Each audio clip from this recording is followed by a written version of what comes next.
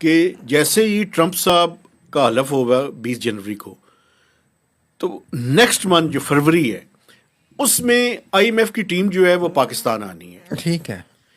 تو یہ بڑا امپورٹنٹ جو ہے نا وہ ہوگا کہ ٹرمپ کے حلف کے بعد آئی ایم ایف کا رویہ جو ہے وہ پاکستان کے ساتھ کیسا ہو. آپ کے خیال میں ڈونلڈ ٹرمپ کیا کہیں گے آئی ایم ایف کو؟ آئی ایم ایف کو کیا کہیں گے؟ I M F will not become lenient.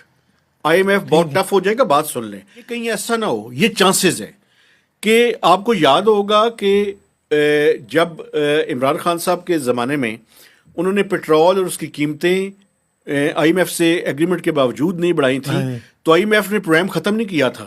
I M F نے اس پروگرام کو سسپینشن موڈ کے اندر لے کر چلے گئے تھے. ٹھیک ہے.